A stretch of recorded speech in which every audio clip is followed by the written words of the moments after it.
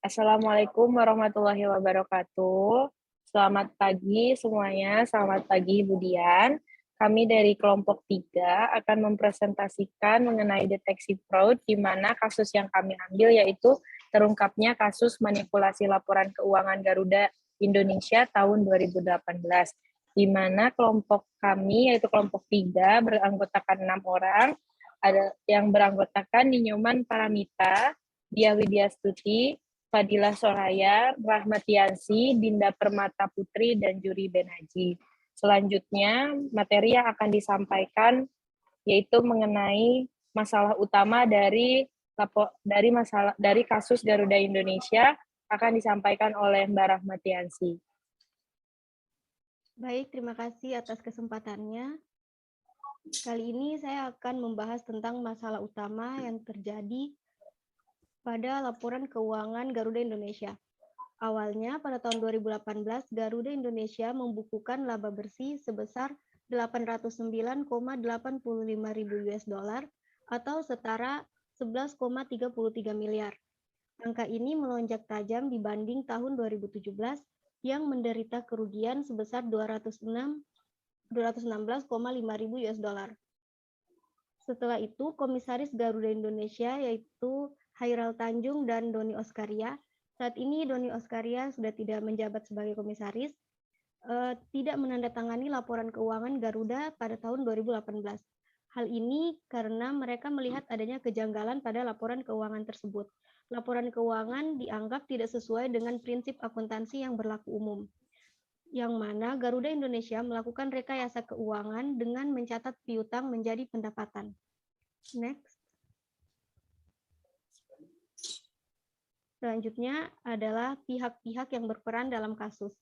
Pihak-pihak yang berperan dalam kasus ini, yang pertama yaitu Hairal Tanjung dan Doni Oskaria yang merupakan komisaris Garuda yang menolak untuk menandatangani laporan keuangan Garuda tersebut.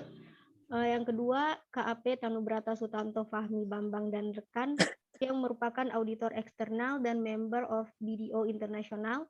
Yang ketiga, I Gusti Ngurah Askara Dana Diputra yang merupakan Dirut Garuda Indonesia. Yang keempat, seluruh anggota direksi dan Dewan Komisaris PT Garuda Indonesia Persero yang menandatangani laporan tahunan tersebut. Dan yang kelima, Kementerian Keuangan, BPK, OJK, dan Bursa Efek Indonesia yang mengevaluasi laporan keuangan tersebut. Next.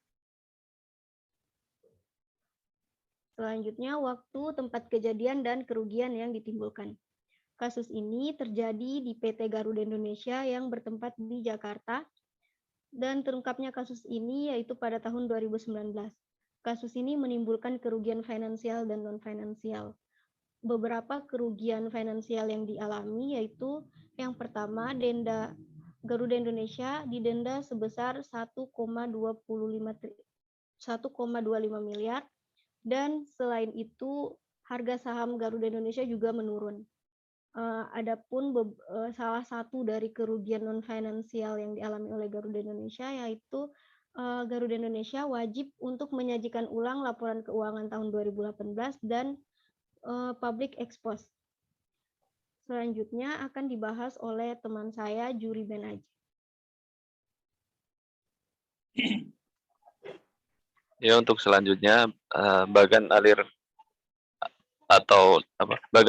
dari kasus tersebut. Yang pertama dimulai dari 2 April 2019. Itu awal mula kisruh laporan keuangan Garuda Indonesia. Itu berawal dari laporan keuangan 2018 di mana di situ ada kejanggalan adanya laba bersih yang terlalu tinggi karena di tahun 2017 itu merugi 216,5 juta US dollar. Nah, dari situ komisaris Garuda Indonesia tidak mau menandatangani sehingga terjadinya polemik. Kemudian tanggal 30 April 2019 BEI memanggil direksi Garuda Indonesia. BEI memanggil jajaran direksi Garuda Indonesia, kemudian melakukan pertemuan juga bersama auditor KAP Tanubrata Sutanto Fahmi Bambang dan rekan. Kemudian pada 2 Mei 2019, OJK minta BEI melakukan verifikasi laporan keuangan Garuda. OJK meminta verifikasi kebenaran atau perbedaan pendapat di laporan tersebut. Kemudian pada tanggal 3 Mei 2019, penjelasan Garuda Indonesia terkait kisruh laporan keuangan. Kemudian pada 8 Mei 2019, Mahata Aero buka-bukaan soal kisruh laporan keuangan Garuda Indonesia. Karena Mahata Aero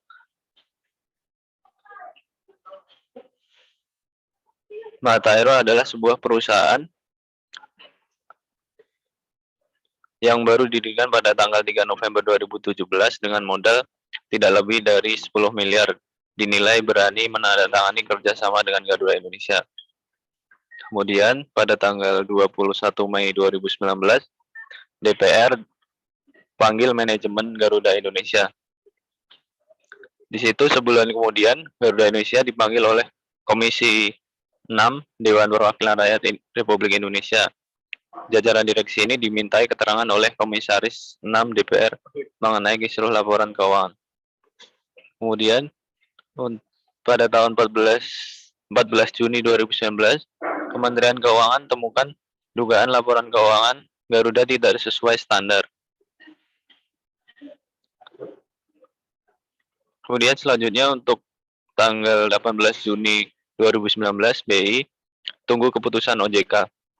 BI selaku otoritas pasar modal kala itu masih menunggu keputusan final dari OJK terkait sanksi yang akan diberikan kepada Garuda Indonesia. Kemudian untuk tanggal 28 Juni 2019, di sini akhirnya Garuda Indonesia kena sanksi dari OJK, Kementerian Keuangan dan BI. Akan dilanjutkan oleh Mbak Dia. Adapun hukum-hukum yang dilanggar oleh PT Garuda Indonesia, yang pertama yaitu pasal 69 Undang-Undang Nomor 8 Tahun 1995 mengenai pasar modal.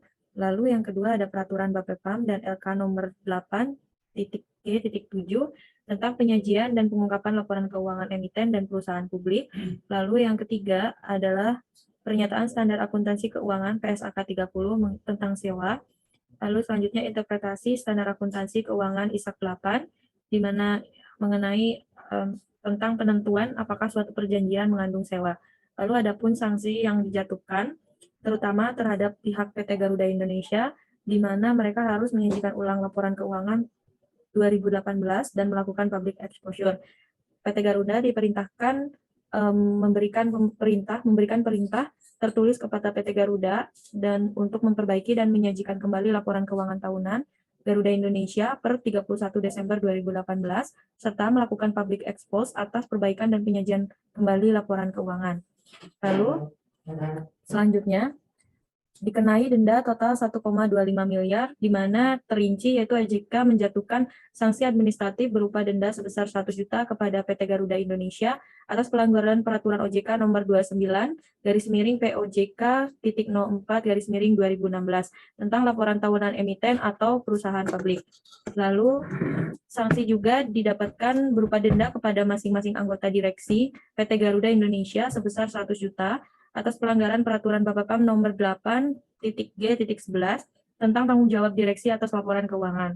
Lalu juga BEI resmi menjatuhkan sanksi kepada PT Garuda Indonesia dan atas kasus klaim laporan keuangan perseroan yang menuai polemik. Beberapa sanksi yang dijatuhkan antara lain denda senilai 250 juta dan restatement atau perbaikan laporan keuangan perusahaan dengan paling lambat yaitu 26 Juli 2019 ini. Lalu sanksi juga diberikan kepada auditor yang melakukan audit atas laporan keuangan Garuda Indonesia yaitu Kasner Sirumapea, di mana ia mendapatkan pembekuan izin selama 12 bulan, lalu pembekuan surat tanda terdaftar selama 12 bulan.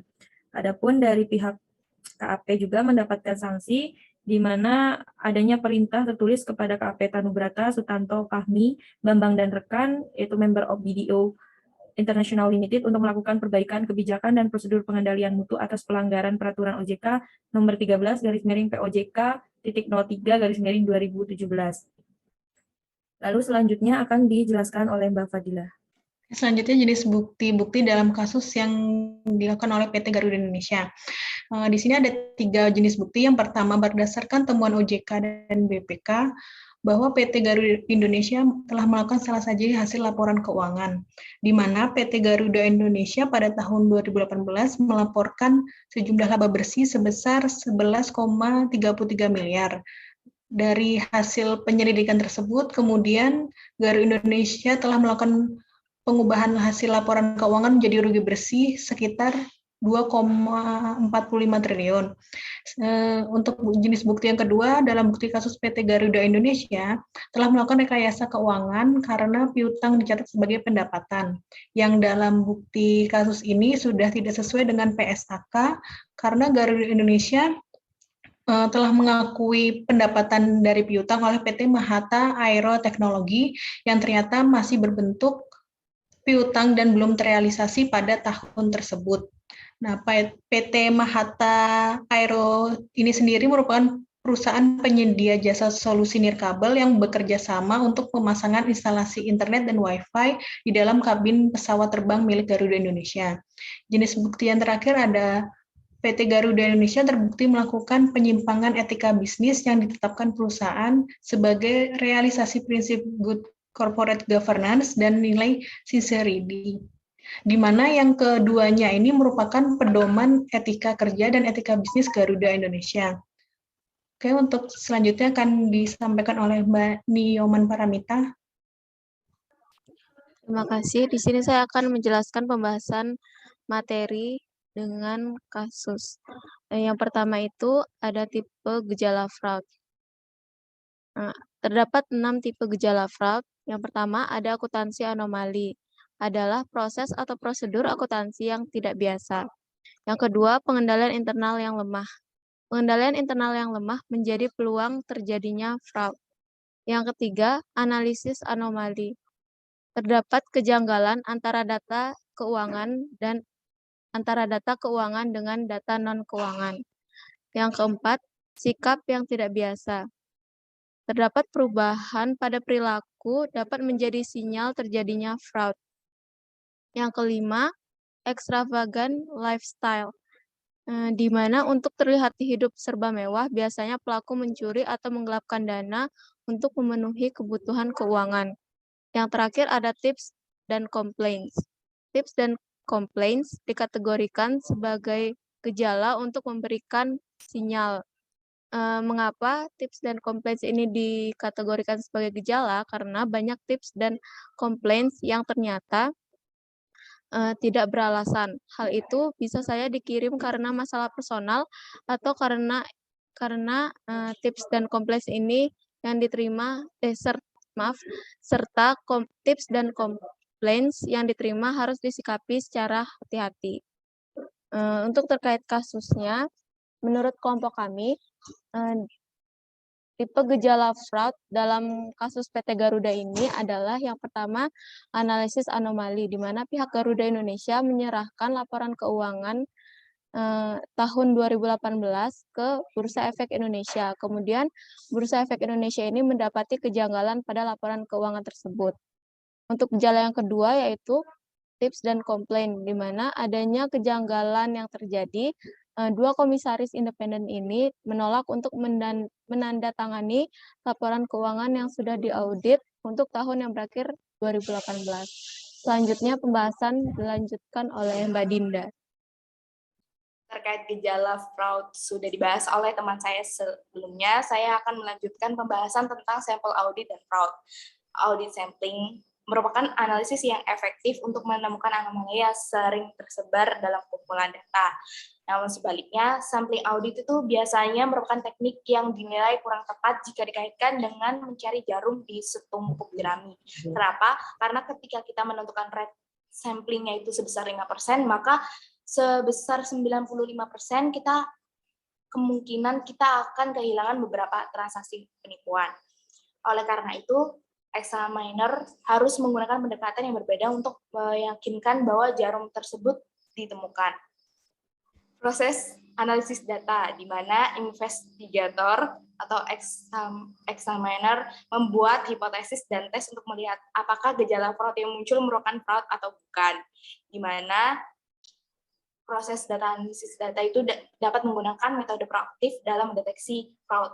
Terdapat 3 lapisan atas metode proaktif, yaitu tahap analisis, tahap penggunaan teknologi, dan yang terakhir yaitu tahap investigasi. Pada tahap langkah pertama, yaitu pemahaman mengenai bisnis atau unit yang diperiksa. Examiner atau investigator harus memiliki pengetahuan tentang spesifik organisasi dan prosesnya, karena hal ini sangat penting dalam mendasari seluruh proses deteksi strategi penipuan yang terjadi. Kalau dikaitkan dengan kasus Garuda, pemahaman yang perlu dimiliki yaitu salah satunya terkait PSAK yang berlaku, atau lebih spesifik lagi terkait PSAK 30 terkait tentang sewa. Kemudian langkah kedua yaitu mengidentifikasi kemungkinan fraud yang terjadi. Pada step ini, pihak-pihak yang terlibat dalam fungsi bisnis diwawancarai, yang mana hasil dari wawancara dari berbagai pihak terkait dapat menjadi dasar untuk menyusun brainstorming mengenai tipe dan pelaku fraud. Kalau dikaitkan lagi dengan kasus, maka pihak-pihak yang diwawancarai itu yaitu direksi Garuda, kemudian auditor Kanser Siruma PA. Langkah selanjutnya yaitu mengkatalog kemungkinan gejala fraud. Fraud examiner atau investigator harus sangat berhati-hati dalam mempertimbangkan jenis tipe gejala yang muncul yang mengindikasikan potensi fraud yang terjadi. Kan kalau yang sesuai dengan bahasan sebelumnya, gejala yang terjadi itu analisis anomali dan tips serta komplain. Yang dimana dari kedua gejala tersebut itu dapat mengindikasikan terjadinya earning manipulation. Selanjutnya, langkah keempat, yaitu menggunakan teknologi untuk mengumpulkan data mengenai gejala fraud. Data pendukung itu dapat diperoleh dari database milik Garuda. Langkah yang kelima yaitu menganalisis hasil temuan dari data yang dikumpulkan, kemudian examiner melakukan analisis hasil, yang dimana dari hasil tersebut akan dilakukan penyelidikan terhadap indikator-indikator yang paling mempresentasikan kemungkinan fraud yang terjadi. Jadi dalam tahap langkah ke-6 itu, examiner atau investigator akan menyelami lebih dalam serta menargetkan potensi penipuan yang terjadi. Cukup sekian dari kelompok kami. Presentasi ini akan saya kembalikan ke moderator. Baik, terima kasih atas presentasinya untuk rekan-rekan semua. Berikut adalah referensi yang kami gunakan. Dan sekian presentasi dari kelompok kami. Semoga informasi yang kami sampaikan bisa dimanfaatkan dengan sebaik mungkin. Kami tutup. Wabillahi taufiq wal hidayah. Assalamualaikum warahmatullahi wabarakatuh. Waalaikumsalam.